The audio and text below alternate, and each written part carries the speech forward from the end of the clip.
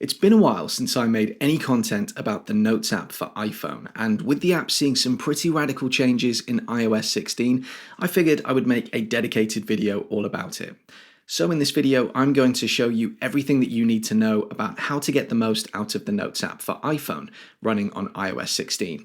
Stick with me until the end of this video, especially if you're considering using a paid note-taking service, as the app is really pretty impressive now, and it might be more than enough for you and your needs. Okay, let's get into it. Opening up the app, let's look very quickly at how you're going to navigate around it. This entire screen is essentially dedicated to folders. You've got folders related to the Notes app in general up here at the top, things like quick notes and notes that have been shared with you. We'll come back to this in a moment. Then underneath that, you've got folders that you've created manually within your Notes account. If you're using multiple accounts within Notes, they'll all show here. So you can see that I've got my iCloud Notes account set up, but you can have multiple accounts if you wish, and can even create them against other email addresses like Gmail accounts. This can actually be really helpful if you'd like to have, say, a personal Notes account perhaps, and a work Notes account, and keep them separate, but work on them all within the one app. You do this by choosing Settings, then choosing Notes, then going into Accounts, and toggling the accounts you'd like to use on and off. Back on the Notes main screen, if you swipe down, you can access a search box up at the top. This search box acts like any other search tool that you'll have used before, in that you're going to use keywords to search for the notes you'd like to find. But you can see that you're also able to search using a number of other options here, like shared notes, locked notes, notes with checklists. It's a really very capable search tool. You can also combine these filters and search terms. So, for example, if I tap on notes with checklists, you can then add your own search term in addition. So you can really get quite granular with this when you know that you're looking for something in particular. Down at the bottom left of the screen, you've got a button for creating a new folder, and you can make that folder a smart folder at the same time if you wish. I'll cover smart folders in a bit more detail in just a moment. At the bottom right, you can create a new note. You simply tap that button and start typing. Again, we'll come back to that in just a second. And then finally, up at the top right, you've got an edit button where you can delete folders, move them around, or even nest them within other folders by dragging them onto other folders. Okay, so the most obvious thing you're going to want to know about is how to create a note. And there are now lots of ways that you can do this compared to previous iOS versions where it was all a bit limited. I already mentioned that from this screen, tapping the button in the bottom right of the screen will create a new blank note. And this is the most manual method of creating a note. Tap there, then start typing, and by default, you're going to be inputting the header or title of the note first before moving into the body of the note. But there's a new way of creating notes in iOS 16, and that's by using quick notes. This function has been around on the iPad and the Mac for a while now, and the idea behind a quick note is that at any point, anywhere in the operating system, you can quickly create a note and link it back to what you're doing. There's a couple of steps to setting this up on the iPhone. First, head to Settings, then Control Center, and ensure that Quick Note is within your included controls. Then, anywhere on your iPhone, you can scroll down to access the Control Center and tap this button here to create a new quick note. Also, it's worth heading into Settings, then Notes, and ensuring that these options are selected as I've got them on screen now, with Suggest App Link when composing Quick Note toggled on, and Suggest Notes with App Links set to Quick Notes only. Let me show you why that is and why this function is so useful. Here on the iPhone's home screen, look what happens if I access Control Center and choose Quick Note. The note is created, but it's just a basic blank note. Now see what happens if I open Safari, navigate to a page, and then access Control Center and choose Quick Note. See how the note that's created gives me the option of linking directly to this Safari page. This function works in Safari, but it also works in Mail, it works in the News app, it works in Maps, it works in lots of different parts of iOS, allowing you to create links in your notes to whatever it is that you're working on at that moment in time. So if you're writing a note about something in Safari, the notes will include a link to that Safari page. If you're writing a note about an email that you've received, the note will include a link to take you right back to that email. It's really clever and really useful, bringing all of the different parts of the iPhone's operating system together. And all you need to do is to create a quick note and tap the link to add it to the note, like I'm doing here in this Safari related quick note. Quick notes will go into their own dedicated quick notes folder. So with that out of the way, let's cover all of the different ways in which you can add content to your note. Obviously, you can type using the keyboard, but you can also dictate into your note using the microphone button down here at the bottom right of the screen. You would simply tap there and speak the content that you'd like adding into your note. iOS 16 is much better with punctuation than previous versions. It's not perfect, but it's pretty good, although you can of course use the keyboard to edit things as and when you need to. Above the keyboard is a menu bar with some different options. Here you can add a table. This is still pretty limited in its functionality. It's definitely not an Excel table here, but you can input some data as you need to. If you tap on a row or a column, you can see that you can add and delete rows and columns, and you can format the text that you've input. It would be really nice if Apple could see their way to including at least some basic numeric functions in the future. This AA button is your text formatting button, where you can add options like being able to input titles, headings, subheadings, etc. You can make text bold, italic, underlined, or struck through, and then below that you can create bulleted text, numbered text, and indent text as you need to. You can add a checklist, which isn't quite as full-featured as a dedicated reminder using the Reminders app, but it functions if you're working on a project note, for example, and you want a way of tracking tasks. You can see that as you tick to complete things, they move to the bottom of the list, which is helpful. If you tap on the camera icon, you've got a few options available for capturing data using the camera. You can choose a photo or video from your photo library using this button here. Two down from that, you can use the camera to take a photo and add it straight into the note. But above this is an option to scan documents. The difference here is that when you choose Scan Documents, your iPhone is going to capture an image using the optimal settings for a scan of a document, rather than a photo. For best results, place the document you want to scan on a contrasting background. I find that placing it down on carpet or a wooden table works really well, and I find tilting the camera at a slight angle to avoid reflection helps. Don't worry, the iPhone software will edit the scan to ensure it looks right. The final option here is to scan text, which is your iPhone's live text function. This allows you to scan text in from essentially anywhere you like, whether that's a business card or a menu or an article in a magazine or text off of a billboard. Most any text should work here and will be captured as computer text rather than an image. The little pen icon to the right of that is your markup option, which allows you to use your finger to draw on the screen. You have a felt pen, then a highlighter pen, then a pencil, then an eraser, then a selection tool, and then a ruler. If I tap on the felt pen, for example, I can change the color using this option here on the right. If I tap and hold on the pen for a second, I can change the thickness of the pen using these options here, and I can change the opacity of the pen using this slider. Also, here's a cool little trick to know. If I draw a common shape like a circle, notice that by freehanding it, it doesn't look very good. Watch what happens if instead I draw the circle but hold for a second at the end of it. The phone identifies that I'm trying to draw a circle and draws a perfect circle for me. This will work with other shapes too, like squares and triangles. At the bottom right of the screen, there's a little plus, and tapping on that will give you the option of adding in some text to your drawing, or adding your signature, or adding in a shape.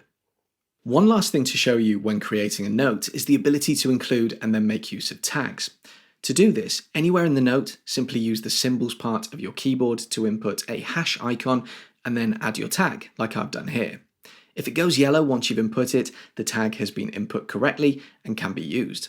Think of tags as an additional sorting tool, allowing you another method of organizing your notes. Whether you decide to have a tag for a work project or a family trip or whatever you can think of, getting into the habit of adding in tags as you're creating notes will really help when you come to the organization stage of notes, which is what we're going to discuss in the next section of the video. Tags work across folders, so even if you've got notes stored in lots of different parts of your Notes app, you can still use tags to search for them and collate them together later on. By the way, if you're enjoying the content, why not consider signing up for my newsletter, The Proper Weekly? I include some tech news, a behind the scenes of what's happening here on the channel, as well as a tip for a product in the Apple ecosystem. The newsletter goes out each Friday, it's free to sign up, and I'll include the sign up link in the description of this video. Okay, so with the creation of notes out of the way, let's explore all of the ways in which you can now organize and manage your notes. As I mentioned at the beginning of the video, you can store notes within folders and you can nest folders within other folders, giving you quite a lot of options for how you'd like to organize things. For example, I've got two top-level folders, one called Personal and one which I call Digital Brain, which is where I store all of the things in life that I know I need to remember, but that I don't want to waste time trying to remember. Then within each of those, I store subfolders as I feel necessary. So for example, I quite like to create one for work. I'll tap down in the bottom right and then call this folder Work. I'm going to add an emoji too, as I find it helps me see the top level folders a bit more clearly. This is of course purely a matter of preference. Then I'm going to create another new folder, but this one I'm going to call YouTube.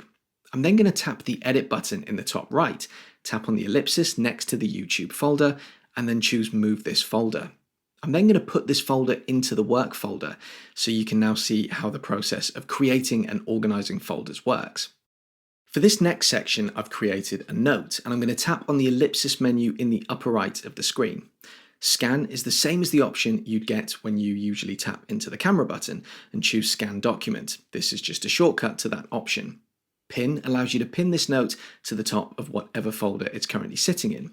So if you've got a folder full of notes, but you know that this particular note is one that you're bouncing in and out of all the time, it could be a good idea to pin it to make it easier to find in the future. Lock allows you to lock the note, either using the passcode associated with your phone or a separate passcode specifically for notes. If you've got a phone with Touch ID or Face ID, you can use either of those to lock the note instead, giving you a bit of peace of mind if you're storing anything sensitive within your note. Locked notes won't show without being unlocked, and that includes previews of them when you're browsing through a folder. Next up is Find in Notes, which is exactly what it sounds like, although it is worth exploring. If you simply wish to find certain words or phrases in a note, type them in the search box and the app will return all matching results to you. If you want to return a phrase, simply type the phrase in. Putting it in quotations won't work. By default, as soon as you begin typing a word, matches will show up, meaning that partial word matches can occur. But if you don't want that, tap on the magnifying glass and choose whole words instead. If you choose match case, the case used has to be the same as what you type in. Find and replace allows you to quickly find all instances of a word and then replace it with something else, making Notes quite a powerful little text editing tool on your phone now. Choose Done when you're done. Back on the note, to the left of the ellipsis is the Share button, which has changed quite a bit since previous versions of the app. The main difference here is this drop-down, which allows you to choose whether you wish to share the note by sending a copy of it or by inviting someone to collaborate on the note with you. Sending a copy is very straightforward. Choose it, then choose your method of sharing, whether that's by email, SMS, etc. Your recipient will receive a text copy of whatever you've written in your note. That copy is then theirs to do whatever they like with without impacting your original note. If, on the other hand, you choose Collaborate, Notes begins to act much more like an app like Pages, where you can both work on the note together. So here, for example, I'm going to share the note with a contact using Messages. All the message does right now is send them a link to access the shared note, which the contact will have to click on to access. But once that's done, your recipient now has the ability to work on the note with you. They can add, delete, edit, and highlight the note in just the same way that you can. So great if you want to draft something with another person without having to constantly send drafts back and forth to one another. And as you make changes, you can review the changes using this menu up here at the top. You would simply tap here and you can see who you're sharing with, including direct links to contact that person. Below that, you've got a summary of the latest changes, and then underneath that, you can view all of the activity within the note, allowing you to quickly view what has been edited. My only complaint here is that you don't have the ability to comment on something. So if you wanted to draw attention to something rather than editing it, that kind of feels like a glaring omission, but there you go. Also notice that because we've shared a note, if I jump back to the main screen on the Notes app, there's now a shared section showing, and I can use that to quickly view all of the notes that I've got shared with someone else. Note that you can stop sharing a note by tapping into the note, tapping on the share icon up at the top, choosing Manage Share Options, and make any sharing changes you'd like to make. Oh, and just to finish off collaboration, you can also share a folder, which would include all of the notes within that folder. You don't simply have to share by note alone. To do this, you need to go back to the main folder view, tap the Edit button, then tap on the ellipsis button for the folder you'd like to share. Then choose Share Folder. Same rules apply here as they do for an individual note. Okay, so the last thing I'd like to cover is a function called Smart Folders. These have been around since last year's Notes update, but they've had some functionality improvements this year that really do make them worth mentioning again. Essentially, a smart folder is a folder where rules are applied to all notes, including notes that you create in the future. And if a note ticks the necessary criteria boxes, it's automatically inserted into that folder. This can be really helpful if you're working on a project, for example, and you'd like the convenience of having all notes that relate to that project automatically sorted away for you, although there are lots of potential uses for it. Let me show you. To create a smart folder, tap the New Folder button down here in the bottom left, and then tap the Make into Smart Folder button once you've given the folder a name, of course. You then choose what filters you'd like to use, and as you can see, you've got a lot to choose from. So for example, you might choose to have notes that contain a specific tag, or notes that have been created within a specific time period, or notes shared with specific people. You can really be quite granular with how you would do this.